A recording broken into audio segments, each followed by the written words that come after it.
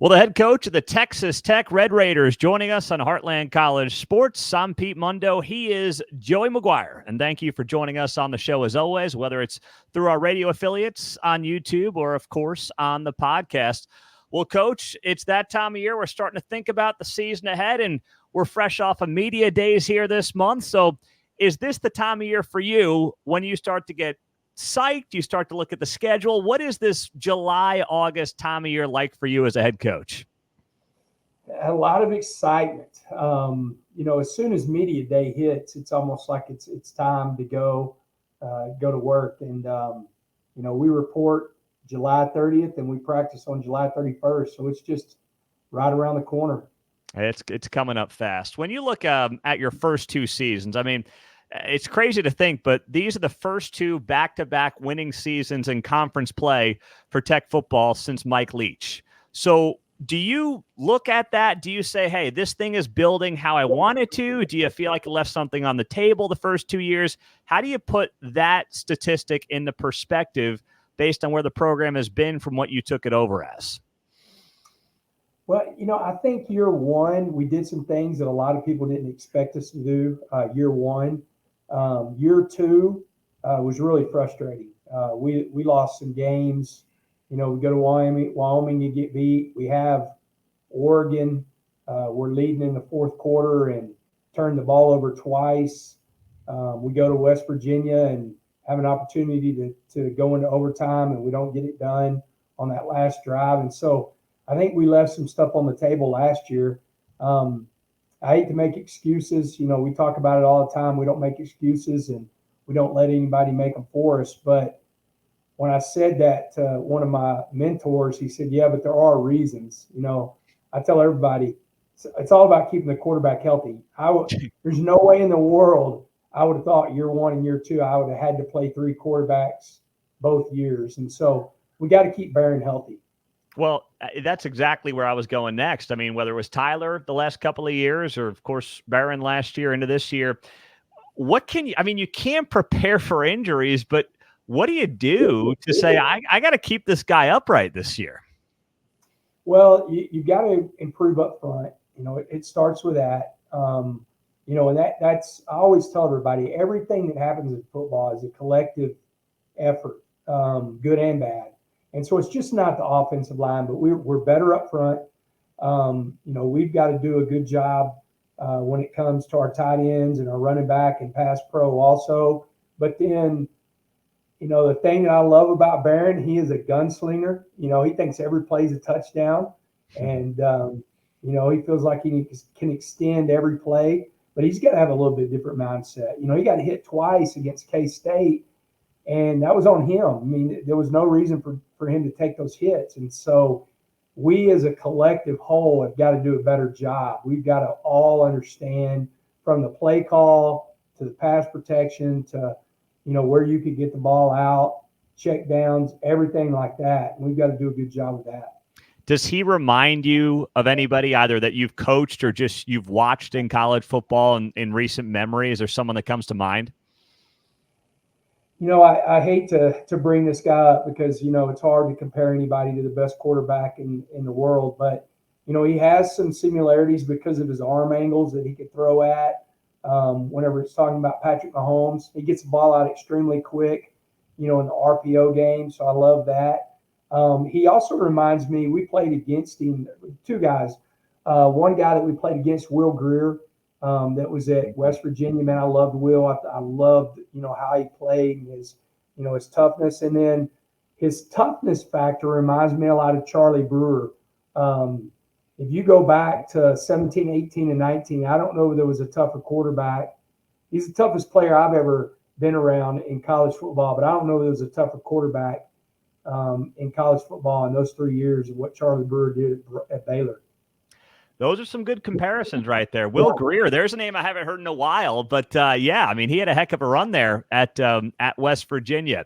So speaking of Patrick Mahomes, you brought up the name. How do you build a relationship or continue a relationship with, as you noted, the best quarterback, the best football player in the world, who of course is a Tech guy, What is that relationship like? How do you continue to maintain it? I'm here in Kansas City, and listen, you go to a Chiefs game, there's tech stuff up there at Arrowhead Stadium. So you've got the branding here. What do you guys do on your end to make that happen? Well, we're really fortunate because he is a diehard Red Raider. The Adidas rollout with the Patrick Mahomes and Texas Tech, he was a big part of it. He was really behind it. But man, that guy, man, he is so easy to be connected with because he does love this university. I mean, he sent me and Zach Kitley a text the other day that he was getting ready to play NCAA, on PlayStation, and he's playing with Texas Tech, and he sends that to me. I'm not reaching out to him. As much as I reach out to him, he's sending me some really good stuff, through text and stuff like that. And so we're very fortunate to have a guy like that, and I mean, we have guys like that. That's just how this place is. I mean, Josh Young for the Texas Rangers, world champs, he's like that. My favorite golfer right now, of course, is Ludwig. So Luddy, if you look at his bag, he's going to have the double T on his bag in the Open this week. I mean, the guys that are Red Raiders, man, they just love this place and they're so passionate about it. And you, of course, Joey McGuire, the head coach at Texas Tech, is joining us on Heartland College Sports. I mean, the staff obviously is not the staff that he played for here. So that's really a commitment to the university as much as anything. How unique is that, being around the sport as long as you've been around it? Yeah, I think it's really unique because I've tried, and I know there's guys out there, I'm sure, but I've really tried, to go through and think of, who supports their university like he does. I mean, I know he's wearing it all the time, but even before we made the brand switch, I mean, he was wearing the double T. He just had to cover a different logo, but he was wearing the double T, man. He's proud of it, and so it says a lot, and what he's giving back to this university. A perfect example is we're playing Kansas last year in Lawrence. Yeah. His bye week. Everybody else is in Cabo or something like that on their bye week, and he's in Lawrence, Kansas on the sideline watching us beat the Jayhawks, and so that's what he's all about. How about your guys? What is it like for them whenever he's able to kind of make an appearance?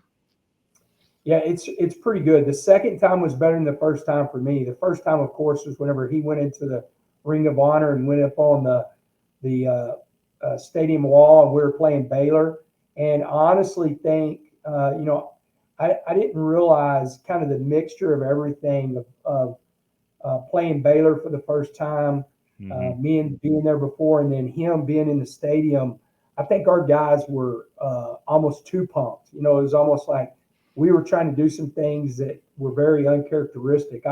And the guy, I think more than anybody that did that was Barron. He really pressed that game. And I think going back and thinking about how much excitement was in that stadium, I would have probably treated it a little bit different, addressed it earlier during the week. I didn't know that he would have that kind of effect on the guys. But I'm glad he did, man. I mean, it's something to learn from, and definitely I want him here every time he can get here. That's awesome. Well, take me through, Coach, this upcoming season. We talked a little bit about the quarterback position. What is the position group that you looked at after last year and said, we really have to improve here? Have you done it? What is that group you look to and feel best about the improvement of?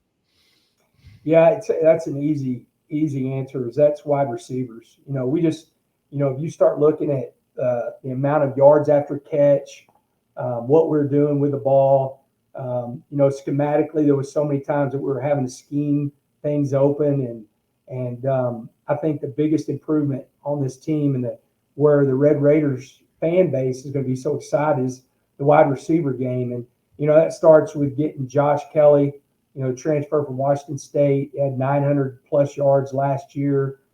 Caleb Douglas got to get a Texas boy back home from Florida. Coy Aiken really came on at the end of last year and had a great year. Dre McCray, and then you add Micah Hudson, and it was funny. My AD, who's my guy, Kirby Holcutt, he's the best in the business. He goes, "Are you backing off of any of how good Micah Hudson is?" And I said, "No, not on your life, man. He is that good." And so I think the biggest thing for us, and then you add in 3 tight ends that have NFL grades with Mason Tharp, Jalen Conyer, and John Carlos Miller. I mean, 2 of the tight ends probably could have started for us at outside receiver last year, and Jalen Conyer and John Carlos Miller. I mean, both of them had more yards per catch than any receiver that we had on our team. And so I think that skill position on the offense is going to be the biggest change and why we're so excited here at Texas Tech. What about on the other side where you said to yourself, hey, going into camp, these are some places where I've just got to see what we've got depth-wise, top-end talent-wise. Where do you want to see that growth as you get ready for camp here in the next couple of weeks? Yeah, on the defensive side of the ball, I think this is the deepest – well, as a whole, this is the deepest team we've had in 3 years. Mm-hmm. But defensively, we're really deep. I always laugh. My first year, my 2 defensive tackles played more snaps than anybody else in the country by 270 snaps. Wow. Both of them. So, they were playing 760-plus snaps their first year. And we basically had 3 guys that we could play at defensive tackle. We got really lucky that we stayed healthy. We have 7 defensive tackles that we feel like we can play in the game. We have 3+ defensive ends on both sides that we feel like we can play in the game, 5 linebackers. But the biggest growth that we have to have on the defensive side of the ball, where we lost some guys, are at safety. At free safety, we lost a draft pick, and I always call him Rabbit, but Dadrian Demerson Taylor. We lost him at free safety. He got drafted by the Arizona Cardinals, and we lost a really good strong safety. And so those are the guys. We have really good players there. They just don't have a lot of experience. And so camp is going to be huge for them.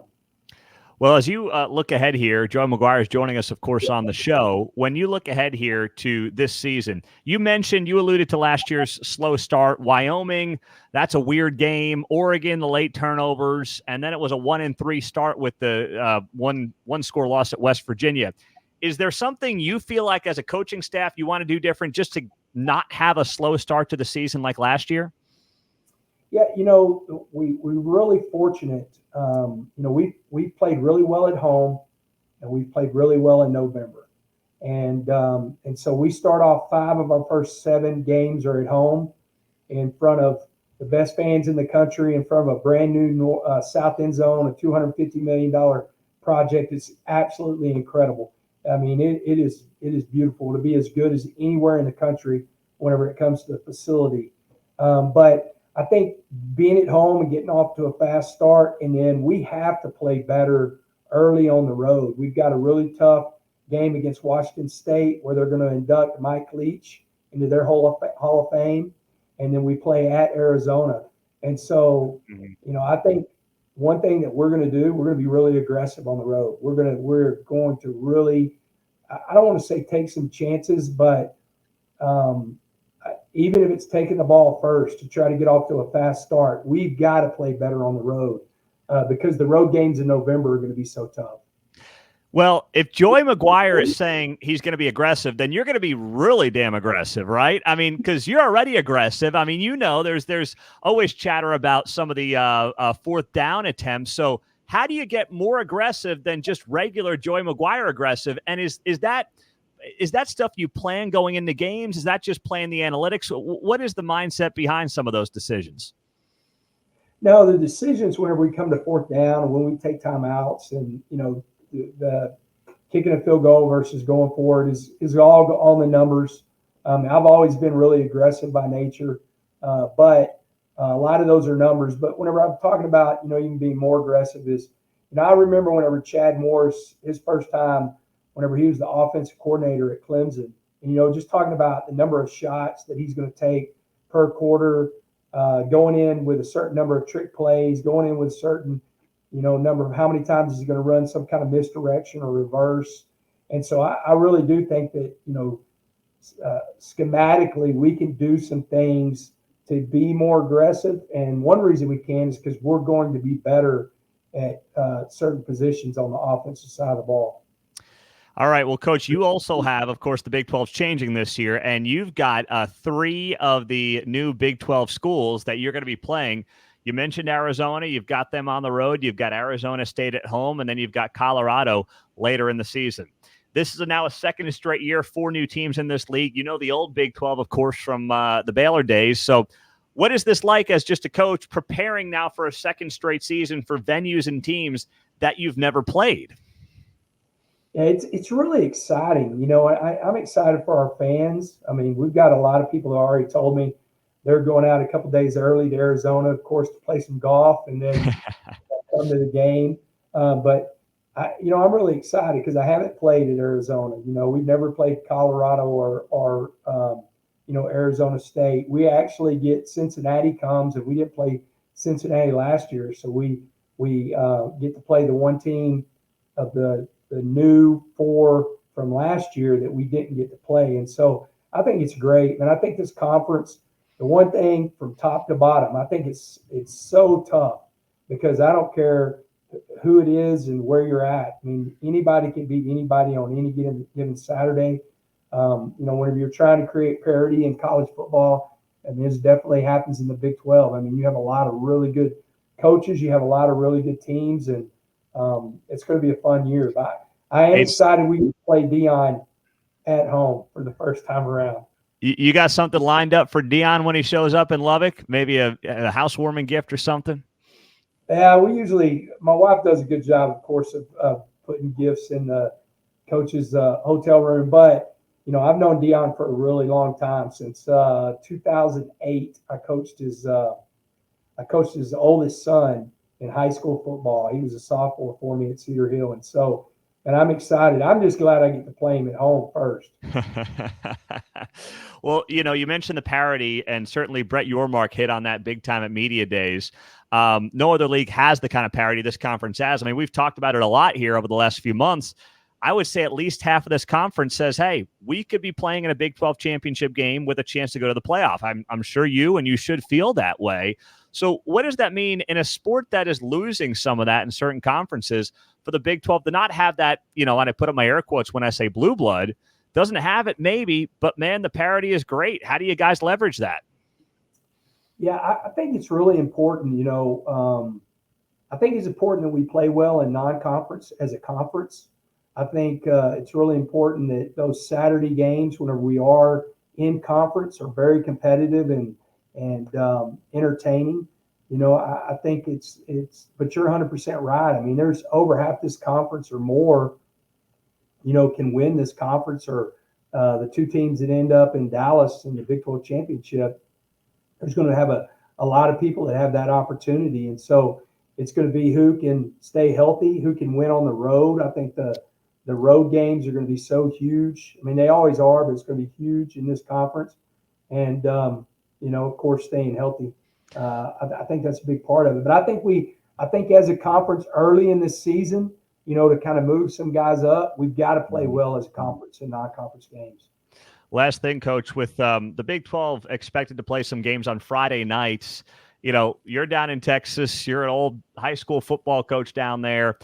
This is the way of the future. It's the way the Big 12, of course, continues the relationship with ESPN and Fox. It makes them happy. But I got to imagine this is kind of bittersweet because for many of us, Friday's high school, Saturday's college, Sunday's NFL. So as a longtime high school coach, what do you make of this? Yeah, it's really tough because you said it perfectly. I always used to say whenever I was a young coach, you play football on Friday night, you watch college football and go to church on Sunday and get ready for the Cowboys and watch the Cowboys on Sunday afternoon or at noon whenever you get out of church. And it's different. But the one thing with the changing of revenue sharing, the changing of the conferences and how the moves, you've got to find a spot to make your mark. And if it's the Big 12 on Friday night, as much as it's going to be tough for me and the adjustment, because I am a traditionalist and definitely believe, Friday night football is special in the state of Texas. But it's one of those deals that if we can make our mark and we can help our conference, we have to do it, in order to not just survive, but in order to, gain some ground on some of the other conferences. He is Joey McGuire, the head coach of the Texas Tech Red Raiders. I'm Pete Mundo, Heartland College Sports. Coach, thank you so much for being here on the show. Grateful for all you're doing, and thanks so much for the time. You bet, man. You know, I love what you guys do. I follow you like crazy, so keep it up. Well, we appreciate that. He is Joey McGuire. I'm Pete Mundo. Hit that thumbs up on YouTube. Our radio affiliates, thank you as always for being here. And of course, podcast listeners as well. Go Big 12. We'll talk to you soon.